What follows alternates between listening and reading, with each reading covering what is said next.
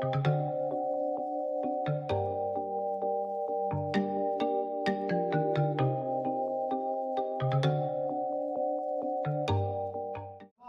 delivered to you. Airbox. It's Airbox. Enter code AIRBOX at airbox.com to get free air in a box that comes in boxes in boxes. In a box. Airbox. It's air. In a box. In a box. In a box. In a box.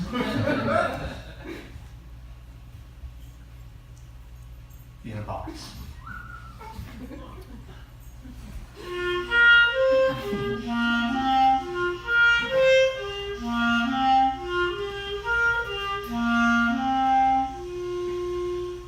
You're at the Pack Theater when you realize your show is at the complex. Welcome to the Sidebar. I'm Clint Myers-Novak, just returning from teaching Nancy Kerrigan how to trust again. And I'm Sebastian Morales, just returning from taking out her other kneecap. Usually Clint Myers-Novak and I are not in the same room, and I hate him very much. But here we are, just for you. I'm allergic to his stench, and I hate the way that he looks at everything. I just want to say that our beloved researcher, the Internet Harper, could not make it tonight because she is locked in Clint's basement doing his laundry. I don't know why that is, because she doesn't get paid, but I guess college credit is good enough. That's because she is handcuffed to the laundry machines. She will survive. On today's episode of the Sidebar Podcast, Simadonna from Wakeboarding Magazine stops by to give us fitness tips. Daniel Hugenau from Bon Appetit Magazine gives us a hot new recipe. And ESPN's Bully and the Kid with sports. But first, jazz. Who here would like to come up and do some jazz with us? We need about 2 or 3, 4 people. 2 or 3 in the You in the back. back, Sarah, come up. Anybody in the front? Anybody Come in the up front? and do some jazz. No. It's very easy, it's just with your mouth. You just open your mouth and jazz comes out. Anything is jazz. Just sort of get in position and jazz will appear.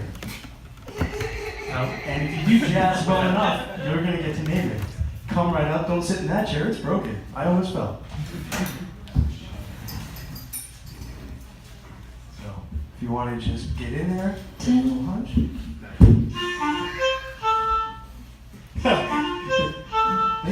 They want that music to really come on. They're really trying for it. I feel like one day it'll work. And now, for another goose stepper from the Sidebar Quartet.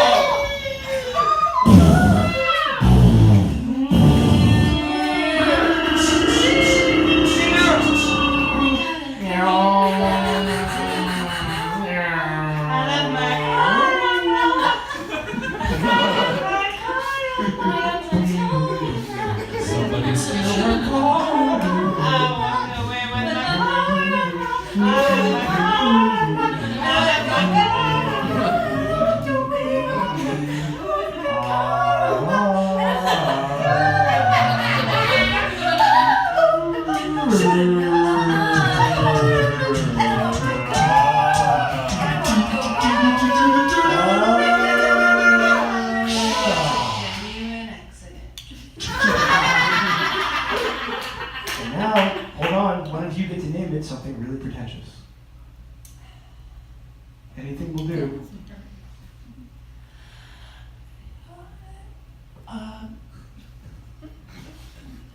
Excellent.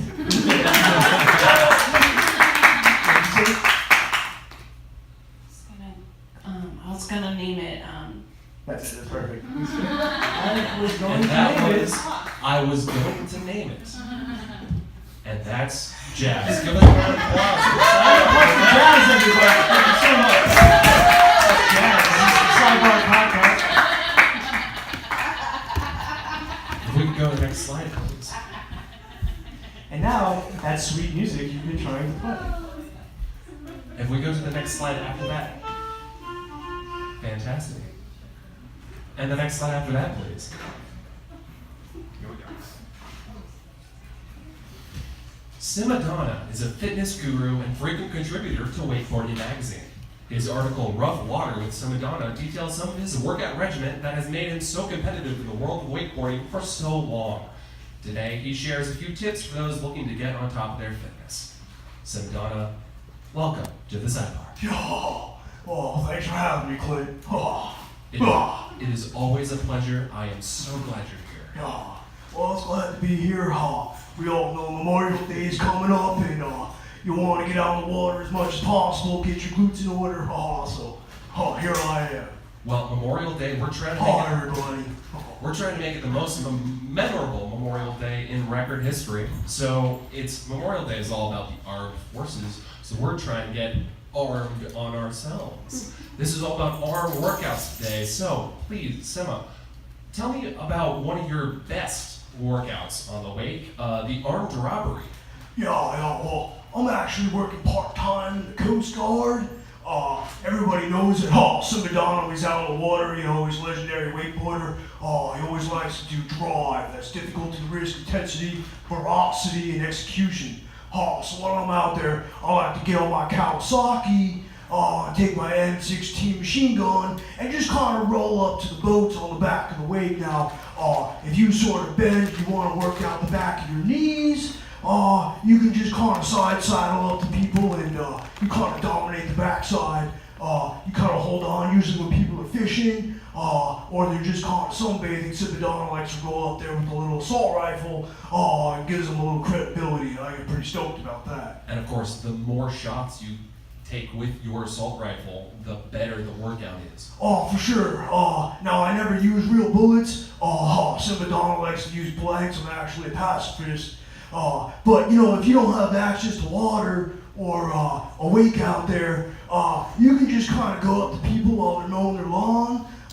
As long as you kind of have a squirt gun and a bucket of water, you can just kind of get up there and get all up in there, and you want to kind of tackle them down a little bit and make sure that they're doing the proper form. And that is, of course, the 21 gun salute when you do it just with the water guns. You can do it with a super soaker as well, but that has a bit more arm cleat pumpage to it. Yeah, you need goggles for it, and sometimes one time I shot a guy in the eye. Luckily he was blind. I thought I had blinded him, but it turned out he just couldn't see. He didn't know where I was coming from, so I just kind of ran off there. That was in Lake Blood in Slovenia. I don't know much about that, and I don't think I'm allowed back anymore. Now, Memorial Day is the beginning of summer, and we all like to celebrate Memorial Day with a bit of food and a bit of drink. So you have a workout, the Gettysburg Address, which involves some drinking and also some eating. How does that keep us slim down in shape? What you want to do with the Gettysburg Address is you want to take an American flag, preferably one with just 13 stars to keep it nice and authentic. And you want to find the smallest child at the barbecue and just sort of wrap it around their leg and then kind of swing them around, counterclockwise if possible. But if not, and you don't have access to water and you're not on the wake, you can just kind of do it on the baseball field. And of course, the wreath of flowers is when you let go of that child in mid-swing and you see how far you can throw them. Yeah, that's actually like Simadonna. That's a Donna family Olympic sport. Instead of trying to turn on each other and eat each other, because sometimes, I don't know if you know this, but I'm vegan. I'm not vegan in the sense that I adhere to the diet. Sometimes I just don't have proper access to the food. So when I throw the kid up there, I like to have a nice firework display on the bottom. So if I light it just right, the fireworks kind of explode while the child is landing, and that's really good for working out your biceps. And now, do you want the big fiery fireworks, or do you want something that's a bit more muted to highlight the child flying? I like to have a spotlight on the child, but I would say that a nice flame, you don't want a blue flame, but something that's just really nice and bright, and you can cook the child in Vaseline before you launch them up into the sky, then you might have a softer landing and you might not get scorched, you know what I mean? I do. I've scorched many a child in my day. The last thing I want to talk to you about is the Veteran Affair. This is for only veterans because it has a few elements of martial training. Could you walk us through that one? Yeah, what I like to do is I like to take a couple old relatives and kind of wheel them up to the top of a hill. Obviously, they're both in wheelchairs. I kind of put a line out with some tape, and then I kind of take a running start, and I drop kick both of them at the same time with both my legs, and as they're plummeting down the hill, I take out my stopwatch. Sema, thanks for coming inside. Oh, thanks for having me, Clinton. I'm really sorry to hear about your intern. I think those birds will hear nicely one day, and when they do, when her face is right, Simadonna's got an internship for her. And that was Simadonna with Wakeboarding Magazine.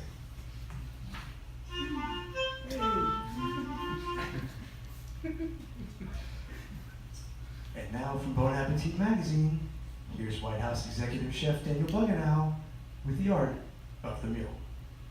Hey, this is Daniel Buganow, coming at you bugga when? Bugga now. Today, for the art of the meal, we're kicking off with our Alabama Roll Tide first trimester termination tacos. You know, for when you want to be in control of women's bodies in the kitchen, where they belong. First, preheat your grill without exceptions for rape or incest. Then force through Supreme Court justices like you're all about to go to jail. Pour oil and lime over your meat as Democrats cry about due process. Marinate for 15 to 20 minutes, or about as long as it takes for a few governors to jam through their suspect legislation. Grill the meat and add a tortilla every time a Democrat tweets about Alabama because it takes the heat off of the Russian investigation. Simmer the sauce in another pan as you dodge questions about your son being subpoenaed by tweeting about other civil rights laws you can violate. Next, lean to the evangelical right as you measure the sauce, following George's measure, banning most abortions after 6 weeks. Add the sauce to the meat, much like you're adding outrageous backwards laws to disrupt any legal process. Serve with salt and pepper to taste, then drop back to pass and dump those bad boys directly in the trash to watch as the moral fabric of the country decays around you. A vulnerable post-Roe America never tasted so good. Thank you, Bear Bryant. This is the art of the meal, coming at you not yesterday, not next week, but right bugga now.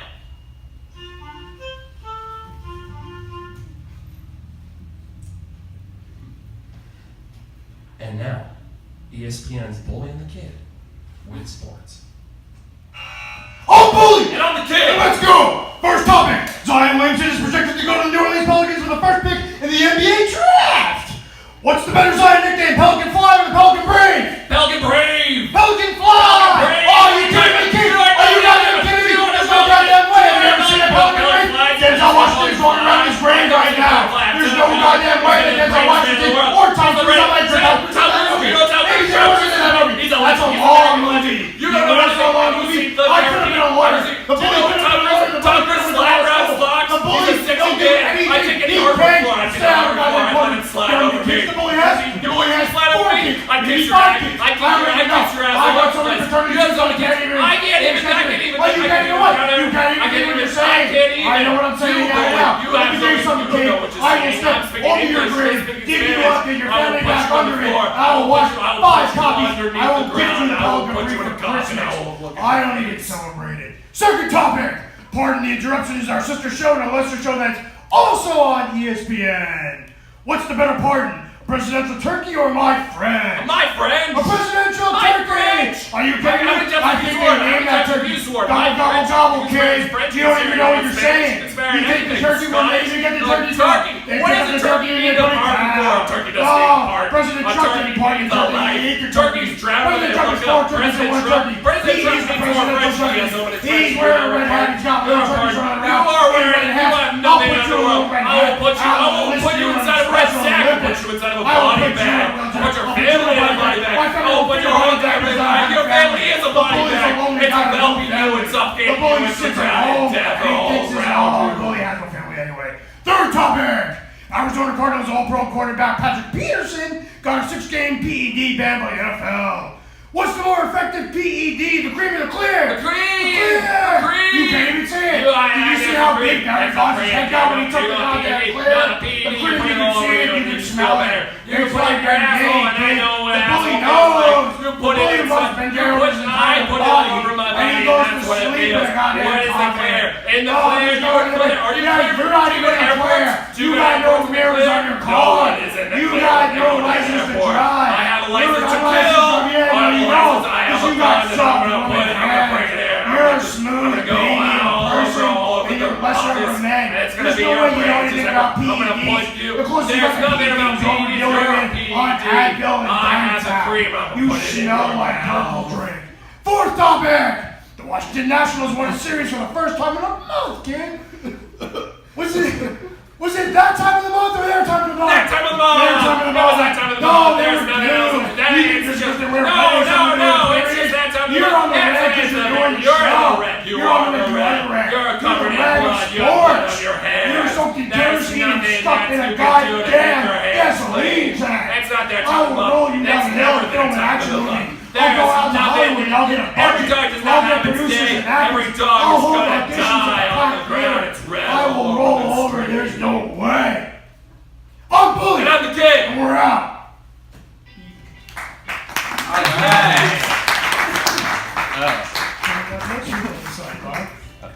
Still going.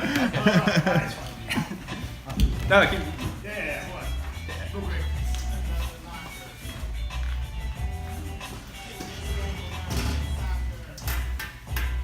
Up next we go to Sidebar. Little guy. He's an all-world track runner. He's 2 feet tall. He's a little guy. I'm Sebastian Morales, And I'm Clint Marsden. saying see you next time. Thanks for stopping by. All right.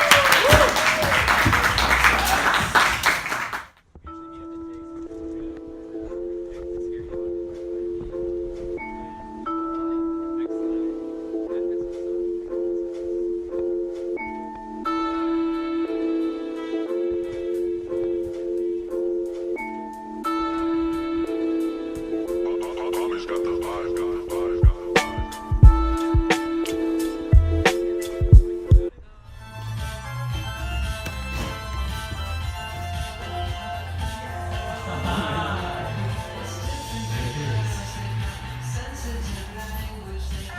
Hello. And it was like right before she was about to sell this show, and it's unbelievable now to think about it. And I'm very excited today because my guest for my first episode back is somebody who is newer to comedy, but is by no means not fucking hilarious. So I would like to welcome my guest, Hooks. Hey. How you guys doing? I'll go ahead and just spill the tea. So this is Dick Wolf in my lap here. I call her Dickers. Because I said, if I get another dog, I'm going to name him Bob Barker or Dick Wolf. She's not a Barker. She co-hosts the next show with me, so if you want to see more Dickers, stick around. So we are recording this episode live at the Pack Theater as part of Podcast Party, and we are so excited to be here. I'm very happy to have you as my first guest back, Hooks, because I think you're so cool, first of all. I think you're so cool and funny, and you sort of have a unique story to coming into comedy. And one of them is that you didn't until you were you were 40, right? Yes. You were 40 years old. And proud of it. Yes. And you really just got started like a year ago. Oh, hush your mouth. It was like 3. Okay. But yeah, I've been saying lately I didn't know I was a lesbian until my ex-husband and I got divorced, and I didn't realize I was a comedy writer until my ex-girlfriend and I split up. And you should learn from trauma is what I'm trying to say. So yeah. No, I feel like you found your calling. So you've got some pretty neat, I feel like you've hit the ground running like really fast and got started immediately? Well, I had the good fortune of I've been a lifelong comedy fan, and so when I was 12, I had a TV in my room and could fall asleep listening to whatever, and I fell asleep to Evening at the Improv for, I would say, all of middle school. And then, so I mean, like, many times in my life, I've gone back and realized, like, oh, comedy just constantly saves my life. I think it was really before I realized how gung-ho I was going to pursue this, but when my dad passed away, while I was waiting on my support system to arrive, I watched the SNL, Will Ferrell's SNL audition on a loop. And if you haven't done that, highly recommend it. Just truly, Will Ferrell is a cat. I feel like from the reaction here, you guys have not seen this. And so that's your homework, is Google Will Ferrell's SNL audition. It will really get you through a rough time.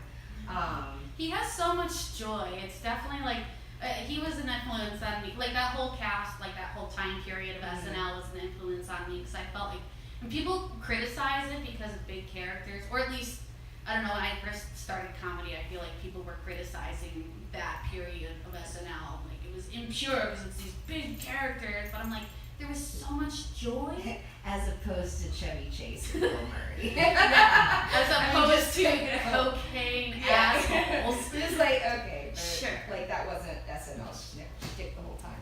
But So what was it that made you decide 3 years ago that like, oh, I want to write comedy, I want to perform comedy, this is what I want to do for the rest of my life? I guess like a couple of years prior to that, I guess this maybe would have been like 4 years ago now. I was a bar manager in Long Beach, which is why I ended up in California. I transferred with a brewery group that I was working with. My girlfriend at the time lived, or her family is from like the South Bay area, and so she wanted to, live closer to her family. I was living the lesbian domestic dream life. I had 2 cats and a dog and a house on the beach. I was like, what, this is what you're supposed to want in your late 30s, right? I mean, I've done it. I did the thing. And then, turns out we were not on the same page. And she was like, oh, I don't want a dream life. And I was like, what? That's crazy. But, everybody gets to make their own choice. Alabama. So that was hard. And I realized, like, oh wow, I've got this, I was living in a state where I didn't really know anyone. I didn't have any friends outside my job. I was, I felt really alone, but I also felt like I was supposed to be here. And I realized that I had this immense resource available to me because comedy nights were 40-minute drive, and usually $5 or $10. And I started just going to Meltdown all the time. I started going to see the Kristen Shaw hot tub show all the time. Like, I had a stamp card. I don't know if you know that, but they will give you a stamp card. Awesome. And yeah, so I just started really getting into this to keep myself from committing suicide. Really, it was like, oh, I have to do something, and so here's all these things that can at least make me laugh and make me see, like, okay, well, don't kill yourself today because you've got that show. And then somebody was like, I bet you could do stand up, and so I was like, all right, that's sure. I taught for 6 years. That's similar. And you'd be surprised at how similar it is. Like genuinely. Yeah. Yeah. So same deal. Yeah. So I tried stand up for a while. I learned it really wasn't my bag, but it opened a world to me that I didn't know existed. And as somebody who grew up in a different time period and in Georgia, and already was just like fighting to figure out who the fuck I am. Hollywood never seemed like an option. But so like in another life, I was an academic.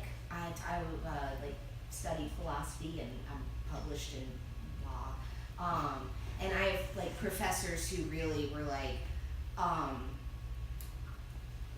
what are you doing? Why did you quit? And because it was right at the same time when my husband and I were getting divorced, and I was realizing I was a lesbian, and like maybe fundamentalist Georgia wasn't a good space for me, but I didn't even have the vocabulary to express that.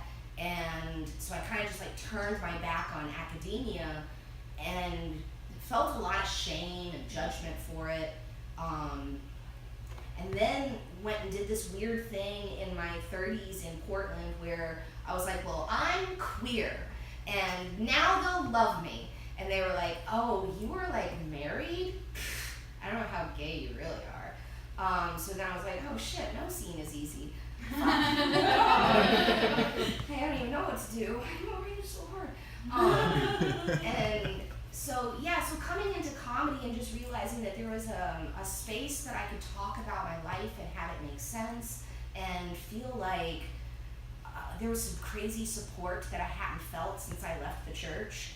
I think that somewhere along the lines in the last 3 years that kind of coalesced. I did a lot of research and I was like, how do you make this comedy thing work? Oh, you go to school and you take classes and you meet people and you network. Okay, check.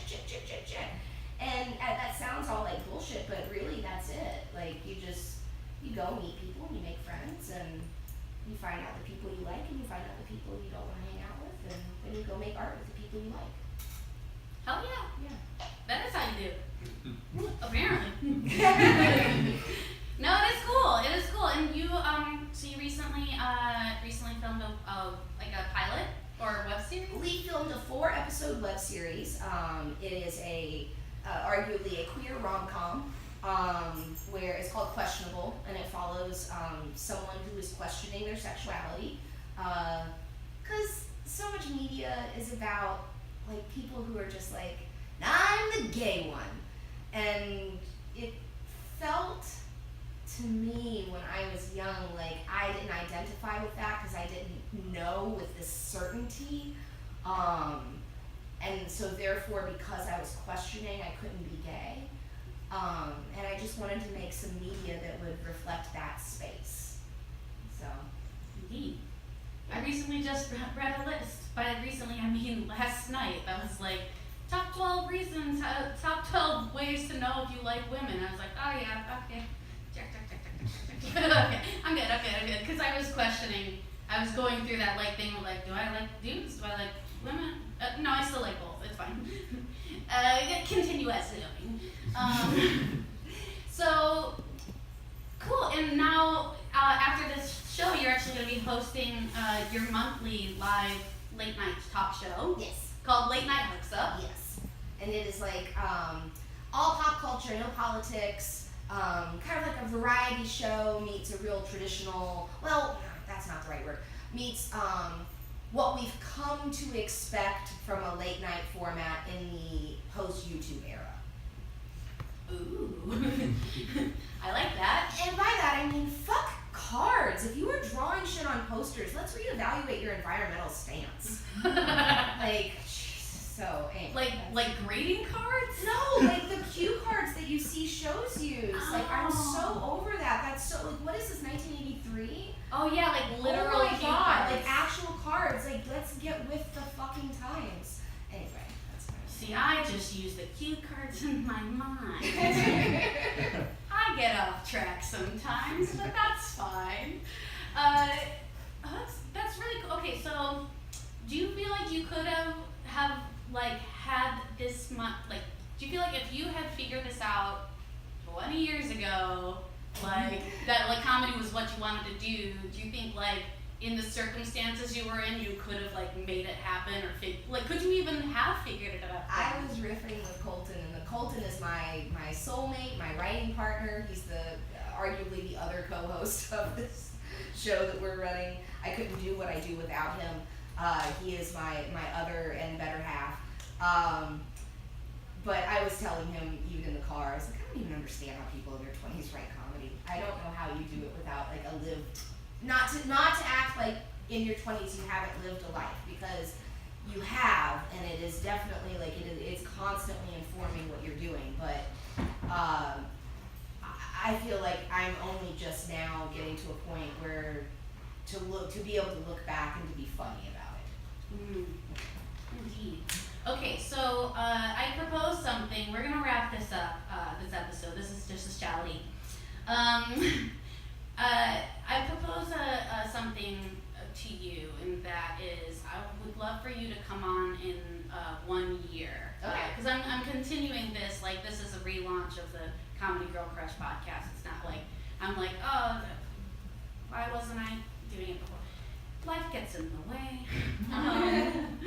I went through a divorce. Maybe now you're in a space where you're it able is. to create the podcast that you want. It is to very create. true. I was like very afraid of doing it on my own, and now I'm like, oh yeah, I can do stuff on my own. I'm a strong proponent that it's never too late. Like just whatever it is, it's never too late. You're right, unless you're dead already. And even then, You know, that is true. That is true. People do have, you know. Okay, so you're gonna come on in 1 year from now. What are you hoping to accomplish in this next year? oh wow. Okay, so Colton and I just submitted a pilot to Austin in the comedy teleplay category. So hopefully we'll get at least positive feedback. Okay, so you're hoping on positive feedback at a festival? We are hoping to. Okay, here's a goal that I will say. I want to have a real Hollywood meeting. I want to have a real Hollywood meeting where I'm like, oh shit, I've got to have a better blazer. Like I'm like excited about whatever parking pass I got. Like I want a real Hollywood meeting where I'm talking to real Hollywood people about something I'm making. So you want to take a general? Sure. Okay, great. So you want to have positive feedback at a festival. You want to take a general. One more thing. It doesn't have to be comedy related. It could just be like you related. I mean, comedy is you. It's intertwined. One more thing that I want is, gosh, Chris, what do we want? Okay, we just want everyone to be able to live with bodily autonomy. Ooh, that's Check in on that one. that's a tall order. All right.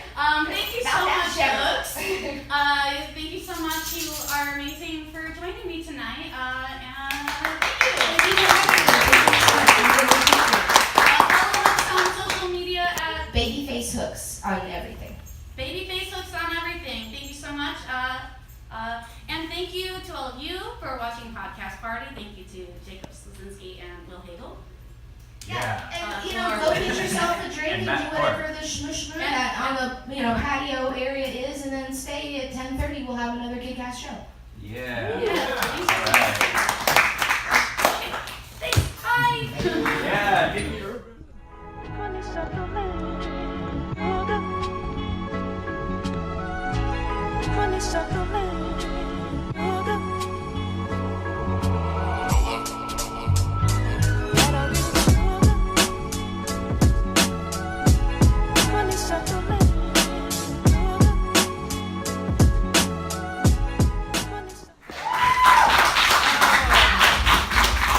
Thank you.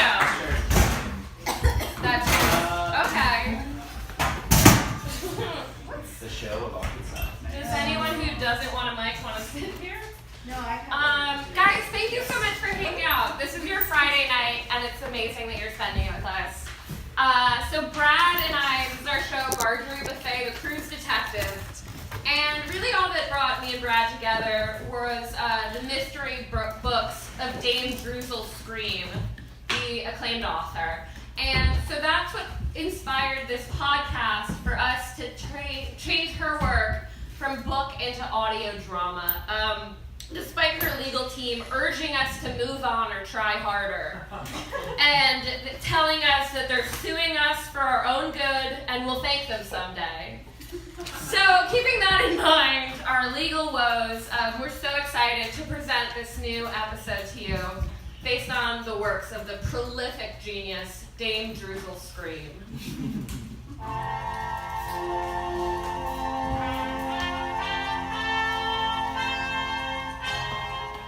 Welcome to Barjory Buffet Mini Mystery, starring Barjory Buffet, the cruise detective. Put your deduction skills to the test with this week's case, All the World's a Lot, based on the short story, Dress Rehearsal Was Death's Rehearsal.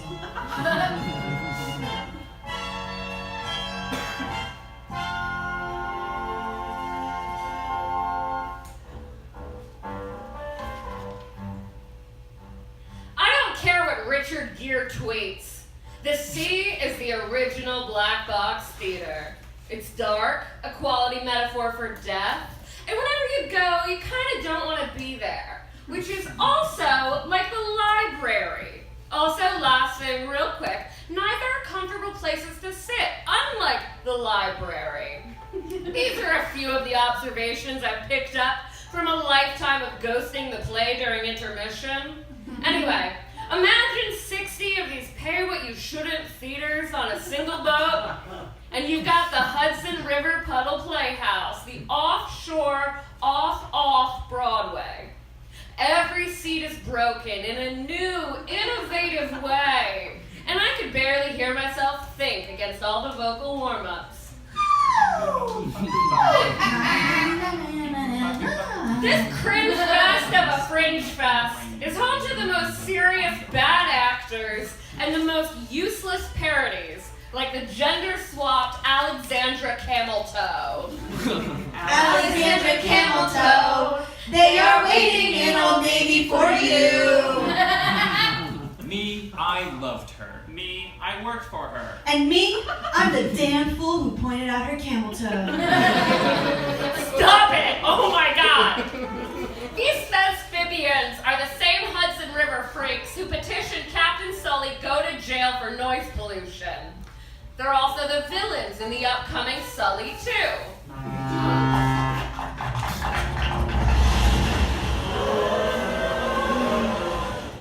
Neil, a loser I know from the cruise biz, called me in to solve a murder in the ship's Bag of Wigs Memorial Theater.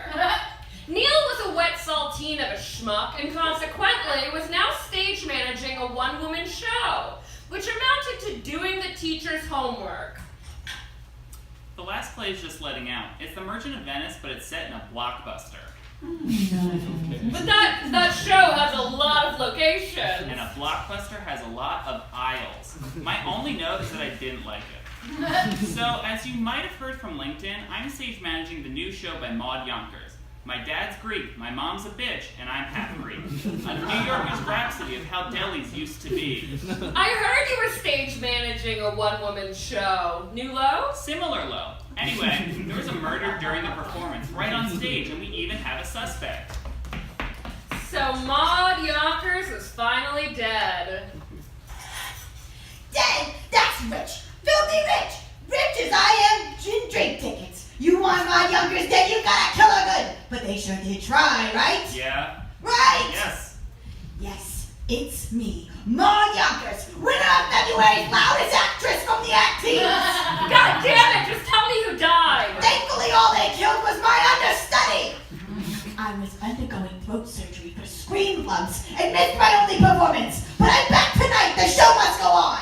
It can go on, it doesn't have to, but it will. Weird. Usually it's the understudy who's the killer. What was her name? Whoever she was terrible at acting out my entire life. I didn't believe for a second she was me. I'm taller. Watch, I'll line the chalk out right. God damn, get up! I need to interview you and this is an active crime scene. Well, I've got a show to do in this crime scene, so it'll have to wait. Tickets are at the box office. A shoebox on top of that vending machine full of tickets I drew. 5 minutes till showtime? Thank you, 5! Fuck you, 5! Maud, if you go on stage tonight, you could die. And if I don't go on stage, I'll die so much more! No! Like really? And in many ways, so I have places to be. Just show me the suspect. Hurry back, there's already 2 people in line. That's not a line, it's a bad date. Well, I have lipstick to put on my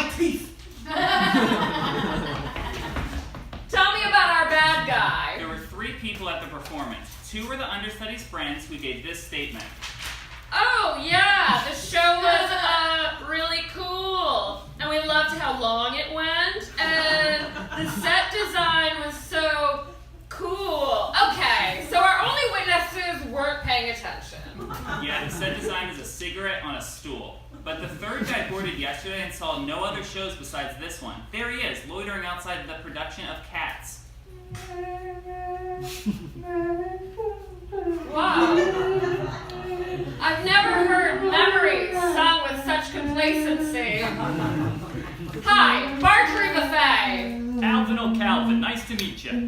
That's an interesting name and how stupid it sounds. The O'Calvins were once the head of the Catholic mob. Until they were killed in the 72 gang wars by the agnostic mafia. I'm aware.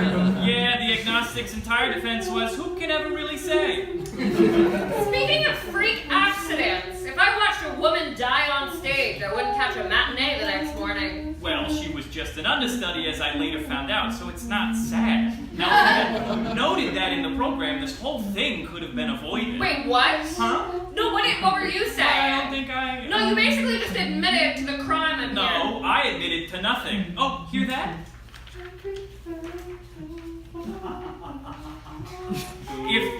If the all-toddler cast of Cats is already forgetting the lines, I should get going. I've paid $1.75 for a VIP meet and greet with Maud Yonkers. You don't get to meet her or greet her. You'll kill her. That's what I told her, but she said anything for her fans, then went back to refreshing her Wikipedia link to see if it's still red.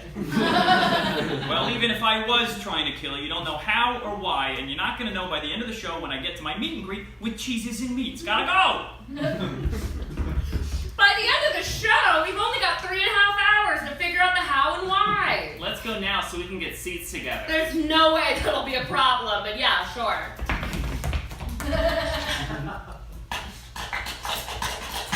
Open on me! I just woke up and I'm wet as hell! Knock, knock, knock! That's also me! Knock! No response! Knock! Forget this! Kick! The door opens and I walk through, waving hello to a captive audience of doctors! Because I've just been born!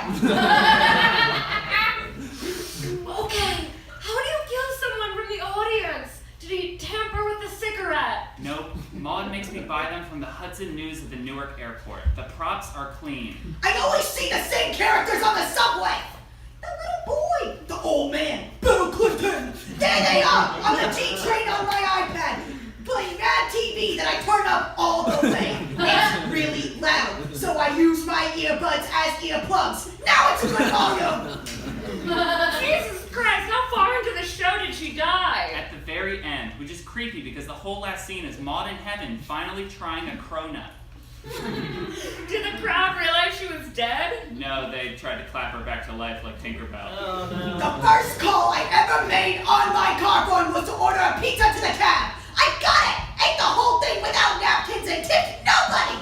Because that's exactly how many people I relied on in this damn town I had arrived! This seems like a lot of her life stories are just her being difficult. Ma'am, you have to move your car! It's blocking the parade path! But if I take time to repark, I'll be a little late to a haircut, and I'm getting the Roz! But your hairdresser wouldn't understand. And yet here you are, like the tanks in Tiananmen Square, and you will never forget the day Maud Yonkers canceled the St. Patty's Day parade for a passing whim! Yeah, it's a bad play. She's gotten good at dodging tomatoes. Oh my god, people are that cartoonishly not into it? On my first day of school, a bunch of 4th graders beat me up for being half Greek, and for the names I was calling them. Nice try, bring it on!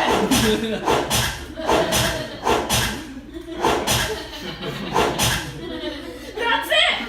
The tomato was poisoned! No, they only throw them in the middle until it's clear she's not gonna stop. And the autopsy didn't find any poison, just a small cut on her throat.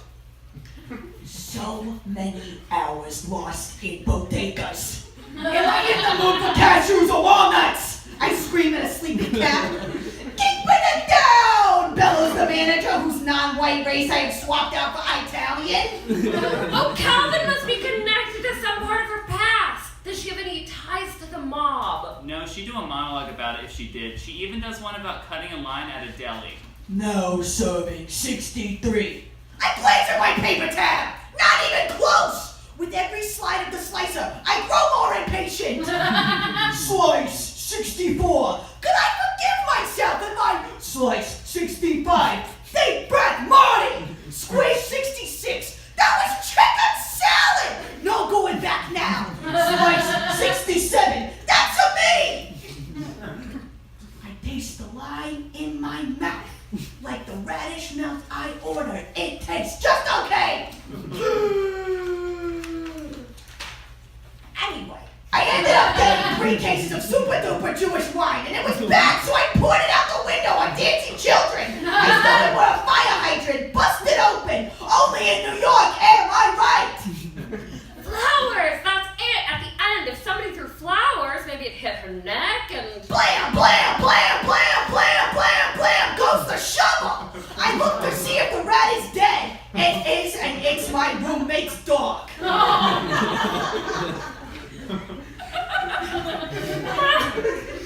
Flowers! Fuck. But no one threw flowers. Of course. Now she's just answering a phone and hanging up. Hello? Oh, don't you? I thought I told you. Oh, it's you. Oh. We never find out who she's talking to, but I have a hunch it's Michael Dukakis. Well, she's a bad actress and probably person, but if I don't solve this, she's gonna die. Maybe... All those games we play in a vacant lot. Stickball, rock, scotch, dirt, kid, rock, paper, garbage, rock, dirt, paper, garbage. Maud, can you just stop for a second? I'm trying to save your life. Nothing will stop me. See? The show must go on. You have to listen to me because this is art. That's it. I solved it. I said shut up.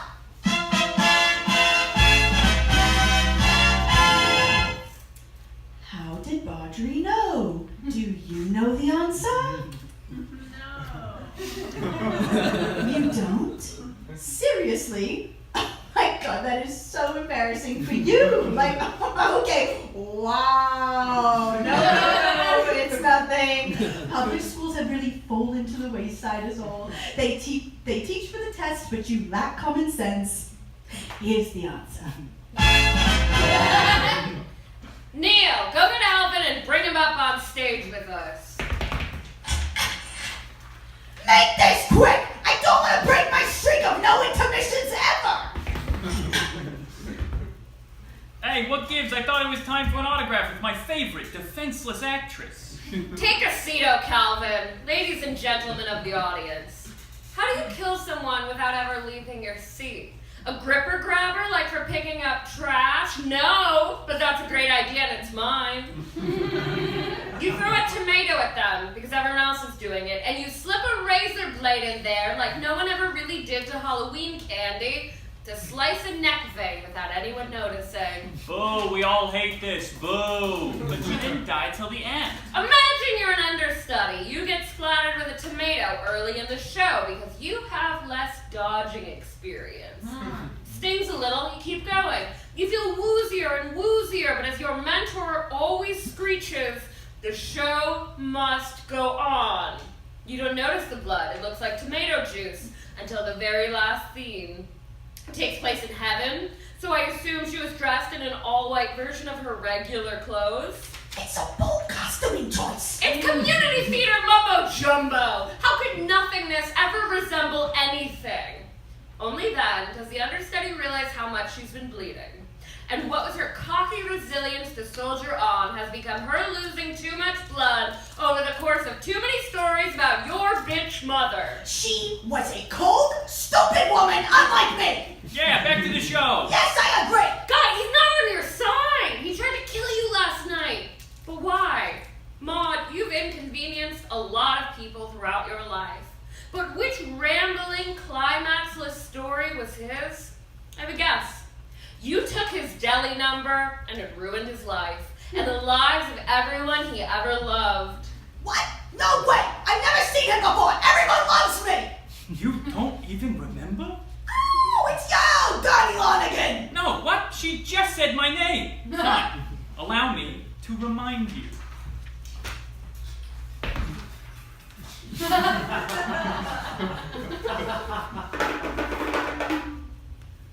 Triple kosher wine. Pop said the Jewish mob would only accept triple kosher wine at the meeting. It has to be made a certain way. You can't even talk about bread in front of the grapes. It was literally invented to be so weird, goys wouldn't drink it.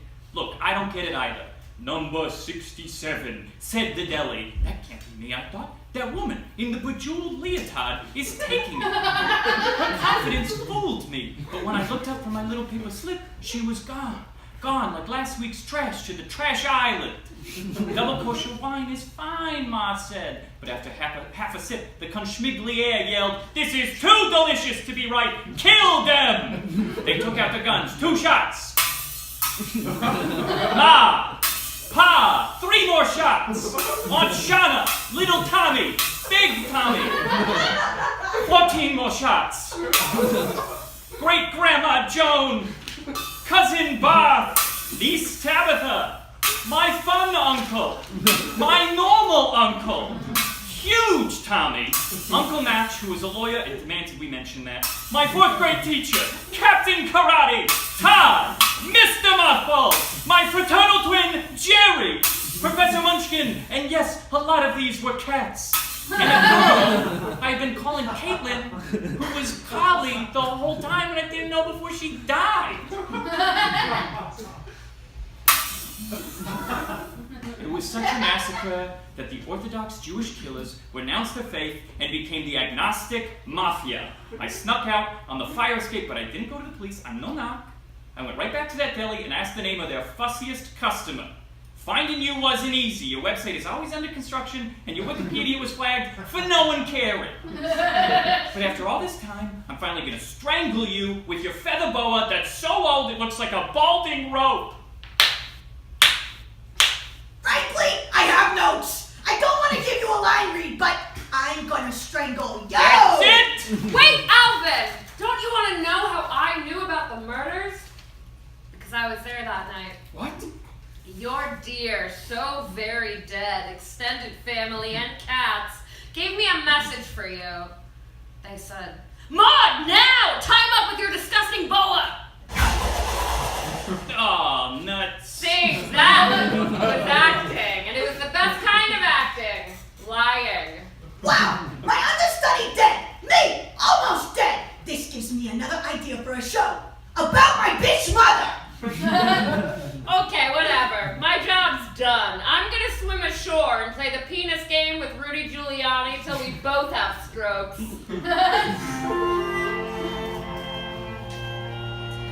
Thank you for joining us. Come back next week for Barjory Buffet in The Icebergs Coming from Inside the Boat. Thank you so much.